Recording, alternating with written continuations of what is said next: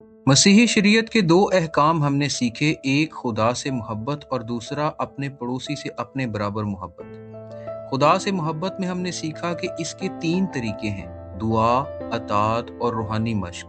दुआ और अतात के बारे में हम देख चुके। आइए रूहानी मश्क के बारे में जानते हैं। रूहानी मश्क वो इमाल हैं जो इंसान को खुदा के करीब करते हैं और इसकी रूहानी ताकत को मजबूत बनाते हैं। इसके लिए पहला हवाला देखिए, इफ्सियों 6 बाब उसकी 10वीं आयत। लिखा है, गर्ज खुदावन में और उसकी कुदरत के जोर में मजबूत बनो। दूसरा हवाला देखिए, पहला थिमोथियस 4 बाब 7वीं और 8वीं आयत, जहां लिखा है, बल्कि अपने आप को दीनदारी के लिए तरबियत दे, क्योंकि जिस्मानी मश्क थोड़ी फायदेमंद है मगर दीनदारी हर बात में फायदेमंद है। अब सवाल ये पैदा होता है कि दीनदारी की मश्क या रूहानी मश्क किस तरह की जाए। बाइबल हमें रूहानी मश्क के चंद अहम पहलू दिखाती है, जिनमें सबसे पहले है रोजा, फिर कलाम में कायम रहना, फिर मसीह में कायम रहना, फिर रूहानी तरबियत, फिर पाकीज़गी, फिर शुक्रगुजारी और इबादती जिंदगी। कोई भी रूहानी असूल जब तक बाइबल से साबित ना हो तब तक इसको मानना अपने आप में एक गलती है। तो आइए रूहानी मश्क के इन बुनियादी असूलों यानी रोजा, कलाम में कायम रहना, मसीह में कायम रहना, रूहानी तरबियत, पाकीज़गी, शुक्रगुजारी और इबादती जिंदगी को बाइबल की रोशनी में देखते हैं। सबसे पहली रूहानी मश्क यानी रोजे को नया अहदनामा एक बाकायदा हुक्म या शरीयत की सूरत में बयान नहीं करता, लेकिन अगर हम खुदावंद यीशु की बात पर गौर करें तो हमें हमारी उलझन का जवाब साफ तौर पर मिल जाता है। देखिए मत्ती 6 बाब उसकी 17-18 आयत, जहां खुदावंद फरमाते हैं कि जब तू रोजा रखे तो अपने सर में तेल डाल और मुंह धो, ताकि आदमी नहीं बल्कि तेरा बाप जो पोशीदगी में है तुझे रोजादार जाने। इस सूरत में तेरा बाप जो पोशीदगी में देखता है तुझे बदला देगा। इस बयान से ये वाज़ेह हो जाता है कि रोजा एक ऐसा रूहानी अमल नहीं जो लोगों के सामने जाहिर किया जाए, बल्कि ये एक जाती रूहानी मश्क है जो इंसान और खुदा के दरमियान ताल्लुक को गहरा और मजबूत करती है।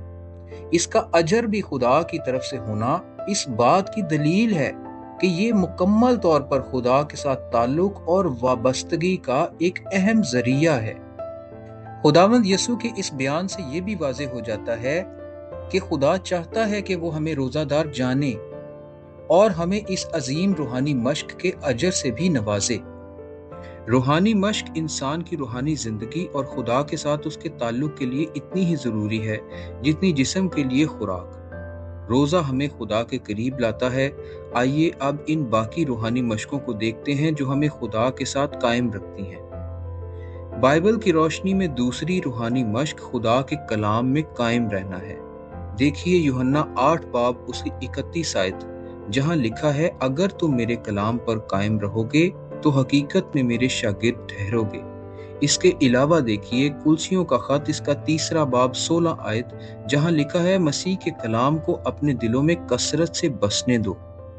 दोनों हवाले ये जाहिर करते हैं कि एक मसीही के लिए जरूरी है कि वो खुदा के कलाम के साथ जुड़ा रहे। तीसरी रूहानी मश्क है मसीह में कायम रहना, जो जिंदगी का सरचश्मा है। इसके लिए हवाला देखिए यूहन्ना 15 बाब उसकी 5वीं आयत, जहां लिखा है, क्योंकि मुझसे जुदा होकर तुम कुछ नहीं कर सकते। इस हवाला से ये वाज़ेह हो जाता है कि मसीह के बगैर रूहानी जिंदगी बेमानी है। चौथी रूहानी मश्क है रूहानी तरबियत।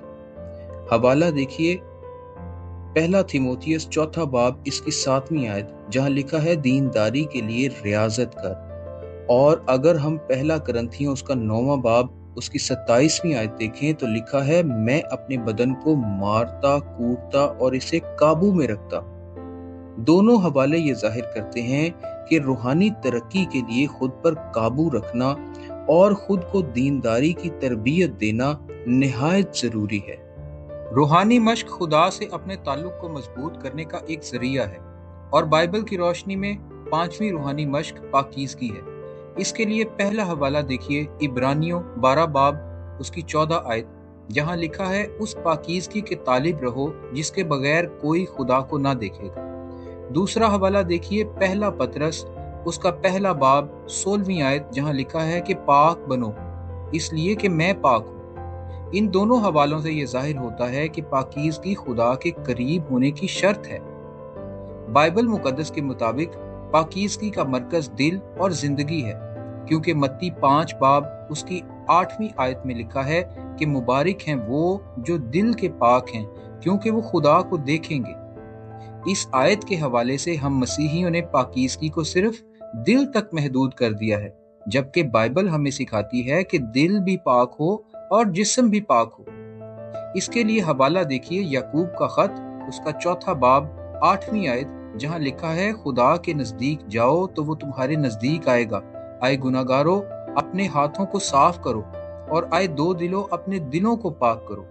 यानी खुदा की हजूरी हासिल करने और उसके साथ ताल्लुक रखने के लिए जहां दिल का पाक होना जरूरी है, वहां जिस्म का पाक होना भी लाजिम है। बाइबल के मुताबिक छठी रूहानी मश्क है शुक्रगुजारी और इबादती जिंदगी। आइए देखते हैं बाइबल इसके बारे में क्या कहती है। देखिए पहला थस्सलुनीकियों 5वां बाब 18वीं आयत, जहां लिखा है हर एक बात में शुक्रगुजारी करो। और यूहन्ना 4 बाब 24 आयत कहती है कि खुदा रूह है और जरूर है कि इसके परस्तार रूह और सच्चाई से प्रस्तिश करें। इन दो आयात से हम 3 बातें सीखते हैं। पहली ये कि शुक्रगुजारी और इबादत एक ऐसी जिंदगी का नाम है जो हर वक्त खुदा के सामने झुकी रहती है। दूसरी बात ये कि खुदा हमसे सिर्फ वक्त नहीं बल्कि बंदगी चाहता है। और तीसरी बात ये कि अगर हमारी इबादत सिर्फ एक दिन और चंद गीतों तक महदूद है तो यकीन जानिए कि वो एक अधूरी इबादत है, क्योंकि रोमियो 12 बाब उसकी पहली आयत कहती है कि अपने बदन ऐसी कुर्बानी होने के लिए नजर करो जो जिंदा और पाक और खुदा को पसंदीदा हो, और यही तुम्हारी माकूल इबादत है। अब सवाल ये पैदा होता है कि क्या रूहानी मश्क में सिर्फ यही 6 असूल काफी हैं? नहीं, खुदा का कलाम हमें इससे आगे की तस्वीर भी दिखाता है। खुदा का कलाम कहता है कि खुदा के नजदीक आओ, होशियार रहो, बेदार रहो, मसीह का कलाम तुम में कसरत से बसे, इकट्ठे होना ना छोड़ो, अपने आप का इनकार करो। ये सब अहकाम हैं, कोई मर्जी की बात नहीं। हम आजादी की शरीयत के मातहत हैं, मगर ये आजादी गुनाह से आजादी है, फर्मा बरदारी से नहीं। लिहाजा हम इन सारी बातों से ये सीखते हैं कि नजात ईमान से मिलती है, लेकिन हकीकी ईमान हमेशा अमल से जाहिर होता है, और जहां अमल नहीं वहां ईमान और मोहब्बत दोनों सवाल के नीचे आ जाते हैं।